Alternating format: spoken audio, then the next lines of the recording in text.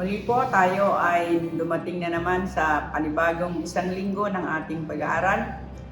Atin po muling babatiin muna ang mga pangalang ito bago tayo magpatuloy. Si Rosana Elcano ng Valenzuela, Bulacan, Imelda Gonzales ng Baler, Aurora, si Presi Lasso ng Santa Maria, Laguna, Miles Orpia, si Sir Leonardo Padriquela po ng Lipad Ventis Academy, Renalyn Montano, si Rom Corrales Jr. ng Caloocan Center, Annabel Benedicto na Araam, Annabel Benedicto, Almar Elorde, Randy Durana, Edna Colendres ng 13 Martires, si Luis Soblaten po ng Florence, Italy, Sheena de Angel ng Baler, Aurora, Mark Tejas, Jeric Baptincilia ng Nara, Palawan, Jan Gabriel Renalyn Montano ng 13 Martires, si Nelson Tibuso, Manuel Mandisabal,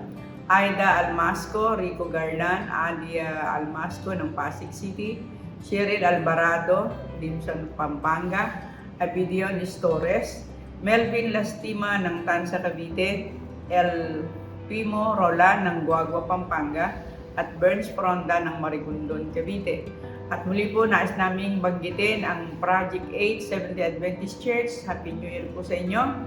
At kami po ay natutuwang muli kayong makasama sa pag-aaral na ito. At ngayon po, ang atin pong pangalawang topic sa buwang ito, turuan mo kaming manalangin. Subalit, kagaya po ng ating ginagawa, tayo po muna ay mananalangin sa pangunguna po ni Pastor Pedro. Sige po, tayo ay manalangin. Ama po naming banal, salamat at kami po ay muling pinasapit mo sa panibagong sanlinggong ito na kami makapag-aaral muli ng iyong banal na salita. Salamat po sa napakaraming mga pagpapala na patuloy mong pinagkakaloob sa amin. Salamat po sa buhay at lakas. Salamat po sa pagkakataon at karapatan upang magbahagi ng iyong banal na salita.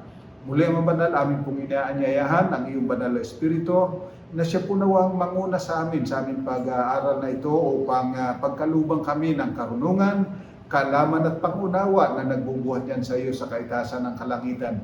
Kung magkagayon ang mga banal, makilala ka namin ng lubusan, magkaroon kami ng kapayapaan, ng kagalakan upang maglingkod, magpuri at sumamba sa iyo at higit sa lahat upang ibahagi namin ang katotohanan sa iba upang marami pa ang magkamit ng kaligtasan.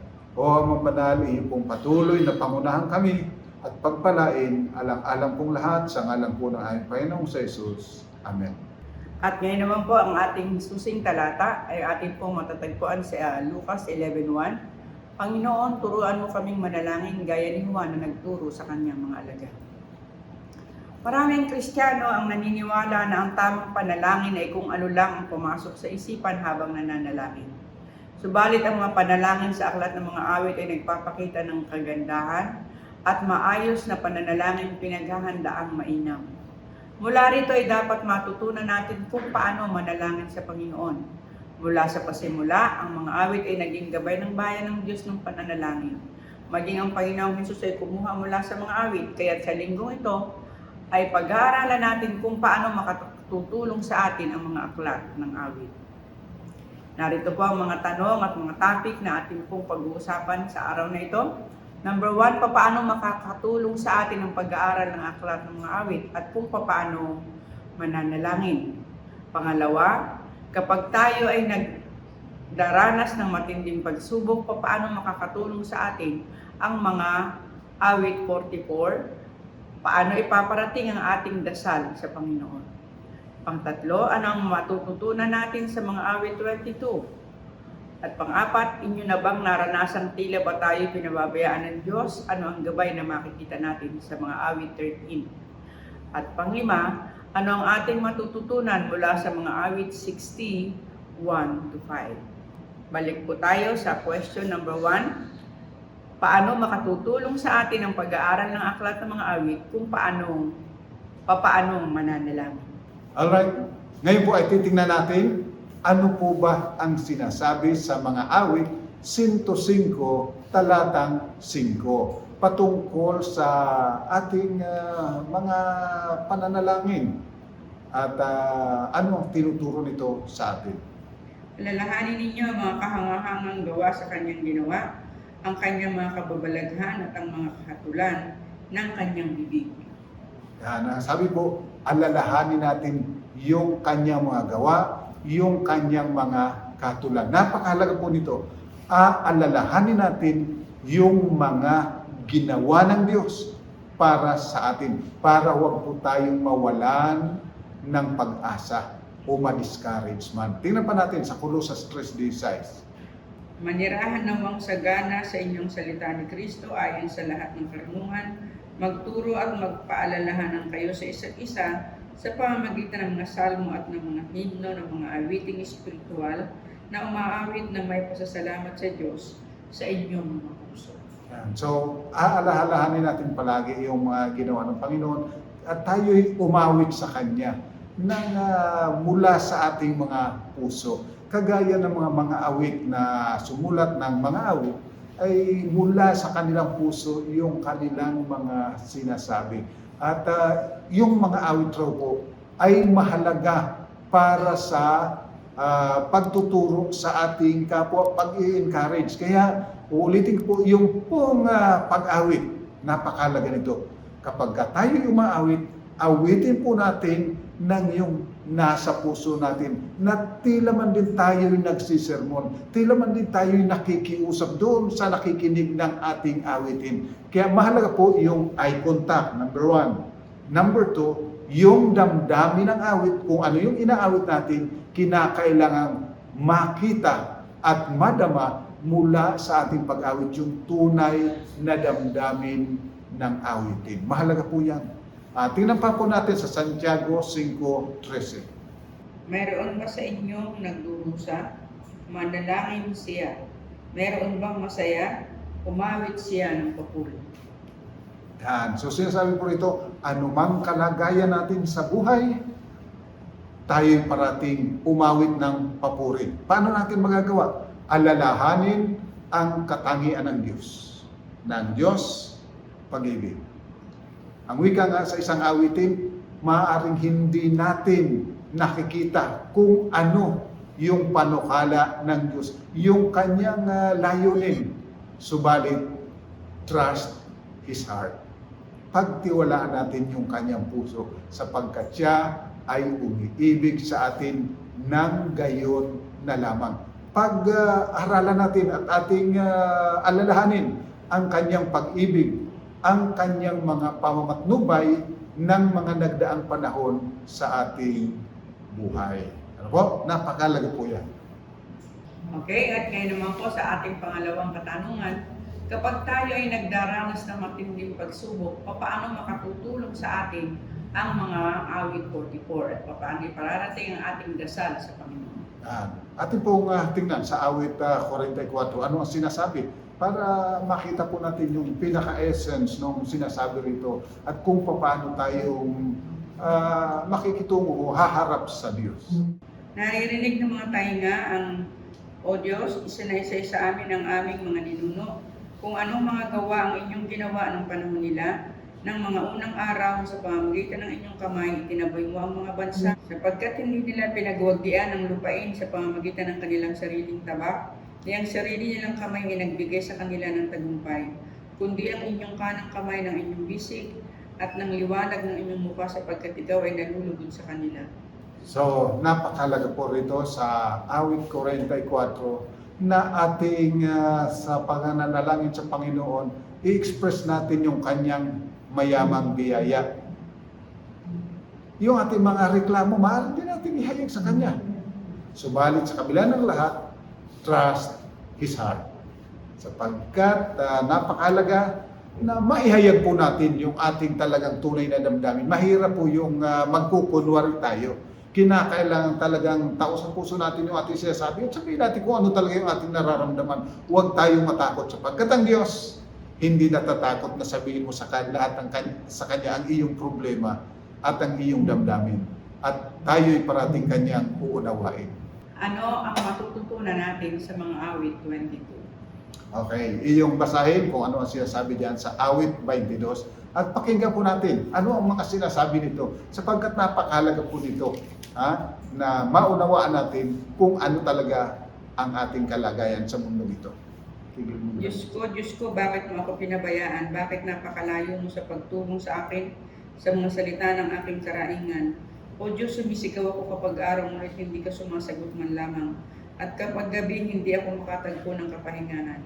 Gayunman ikaw ay banal na luklok sa mga papuri ng Israel. Sa iyo ang aming mga magulang ay nagtiwala, sila ay nagtiwala at iyong iniligtas sila. Sa iyo sila ay dumaing at naligtas. Sila ay nagtiwala sa iyo at hindi nabigo. Ngunit ako'y uod at hindi tao, pinukutya ng mga tao at hinahamak ng bayan. Silang lahat na nakakakita sa akin ay tinatawanan ako, ginumusuan nila ako, iling-iling ang kanilang mga ulo. Pinagkatiwala niya ang kanyang usapin sa Panginoon, hayaan kanyang iligtas siya, hayaan kanyang sagitin siya, kapagkat kanyang kinalulukuran siya. So kapag ka pinagpatuloy po ninyo ang mga awit 22, makita ninyo na ito ay maging yung karanasan ng ating Panginoon na kalarawan dito. Ano po? Kung papaanong ang mga kaaway ay nginungusuan siya, subalit sa huli, ang pagtitiwala ng Panginoon ay nandun pa rin sa kanyang Ama. At yun po ang itinuturo sa atin. Sa kabila ng lahat ng mga nangyayari sa atin sapagkat tayo po sa katotohanan palibot ng kaaway. Kaya hindi mo maasahan na ang mangyayari sa buhay mo ay lahat smooth at maganda. Talagang daraan tayo sa mga pagsubok, daraan tayo sa maraming suliranin, subalit pakatatandaan, mahal na mahal tayo ng Diyos. At ang isa pa, tandaan natin kung ano ang inihanda ng Diyos para sa atin. Tingnan natin sa 1 Pedro 5:7 hanggang 11. Ilaagak ninyo sa kanyang lahat ng inyong kabalisahan sapagkat siya ay nagmamalasakit sa inyo. Magpakatino kayo, magbantay kayo. Ang diablo na inyong kaaway ay tulad ng liyong gumagala at umuungal ng mahanap ng kanyang malalapak. Siya ay labanan ninyo, maging matatag sa inyong pananampalataya. Yamang inyong nalalaman na ang mga gayong hirap ay nararanasan ng inyong mga kapatid sa buong sanlibutan. At pagkatapos na kayong magdusa ng sandaling panahon, ang Diyos na buong biyaya na sa inyo'y tumawag tungo sa kanyang walang hanggang kaluwalhatian kay Kristo, ay siya ring magpapanumbalik, magpapatibay at magpapalakas sa inyo. Sumakanya nawa ang kapangyarihan ng pakailanman. Amen. So, maliwanag po, tayo ay napapaligiran ng kaaway, maging ang diablo mismo nariyan at talagang ginagawa niya ang lahat upang tayo ay malayo sa Diyos. At huwag natin papayagan si Satanas na magtagumpay. Kinakailangan ang Panginoon ang magtagumpay. Ilagak natin lahat sa Kanya ang ating kabalisahan sapagkat tayo'y pinagmamalasakit niya. Ang lahat ng mga karanasan natin ito, hindi lang naging karanasan ng mga naunang mga propeta at mga lingkod ng Diyos, naging karanasan mismo ng ating Panginoon sapagkat nariyan niya ang diablo. Walang ibang gusto kundi tayo ay ilayo sa Diyos, tayo'y ipahamak, tayo ay mawala ng pag-asa. Subalit pakatatandaan, mahal ka ng Diyos at ang kanyang panukala para sa iyo, buhay na walang hanggan sa langit na bayan na wala ng kamatayan, wala ng pagtangis, wala ng kahirapan, pawang, papuri at pasasalamat na lang sa Diyos ang ating mararanasan. Okay na, pang-apat kong tanong, inyo bang naranasan tila ba tayo pinabayaan ng Diyos? Ano ang gabay na makikita natin sa mga awit 13? Titingnan po natin sa mga awit 13, ano naman ang sinasabi ng mga awit para ito po ay maging gabay po natin sa ating pamumuhay, sa ating paglilingkod, sa ating pagsamba sa ating Panginoong Diyos. O Panginoon, hanggang kailan? Kalilimutan mo ba ako magpakailanman? Hanggang kailan mo ikukubli ang iyong mukha sa akin?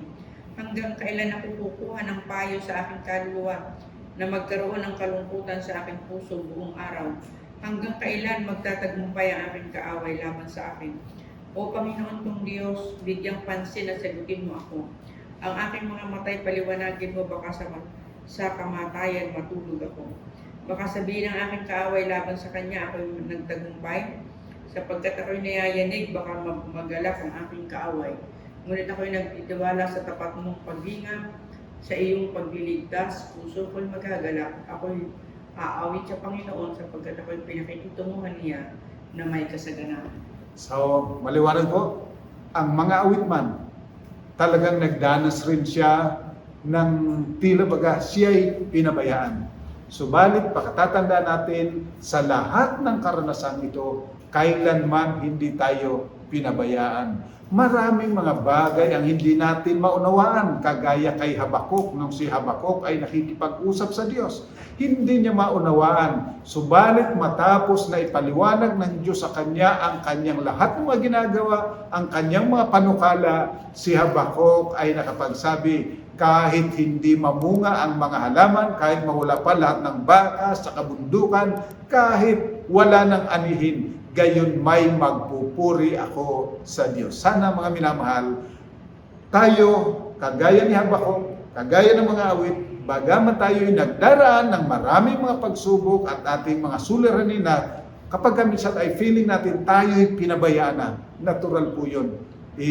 Gigit sa iyo ni Satanas na pinabayaan ka na ng Diyos. Subalit, pakatatandaan ang pangako ng Diyos, kailanman hindi kita iiwan, kailanman hindi kita pababayaan, kailanman hindi kita pagpupulangin. Kaya tayo'y magtiwala sa Kanya at magalak na sumamba sa kabila ng lahat ng nararanasan po natin. Ano po? Kapag minsan kasi, halimbawa, namatayan ka na magulang, tapos namatay kapatid, namatay yung iyong anak, kapag minsan, Panginoon, bakit gano'n? Parang hindi mo na ako pinapakinggan.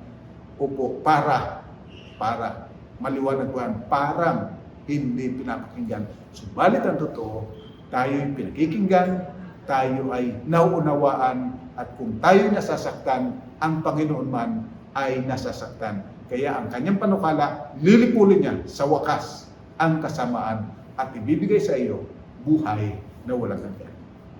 At ngayon po sa ating pong huling katanungan, ano ang ating matututunan mula sa mga awit 61-5? Okay, ating pong tingnan dyan sa awit 61-5. Ano ba ang sinasabi? O Diyos, kami ay iyong tinalikuran, winasak mo kami, ikaw ay nagalit o ibalik mo kami. Iyong niyanig ang lupain, iyong binuka. Kung punihin mo ang mga sira niyon sapagkat ito'y umuuga. Pinaranas mong may hirap ng mga bagay ng iyong bayan. Binigyan mo kami ng alak na inumin na nagpapasuray sa amin. Naglagay ka ng watawat para sa mga natatakot sa iyo upang ito'y mailantad dahil sa katotohanan. Upang ang iyong minamahal ay mailigtas. Bigyan ka ng tagumpay sa pamamagitan ng iyong kanang kamay at sagutin mo kami. So mga minamahal, ang kabutihan, ang kasamaan, nangyayari maging sa mabuti o maging sa masama. Kapwa yan nagdaranas. Subalit isang bagay ang pakatatandaan ninyo, it prepares us for our destiny. Kung tayo ay umiibig sa Diyos, yung mga pagsubok, ihinahanda lang niya tayo para sa buhay na walang hanggan. Subalit kung ang ating puso ay sadyang liko, inihanda tayo niyan tungo sa ating kapupuntahan na kapahamakan. So, anuman ang nangyayari sa sanlibutan ito, lahat yan ay gumagawa sa ikabubuti ng umiibig sa Diyos. Subalit, yan naman ay naghahanda para sa ikapapahamak nung sadyang lumimot sa Diyos.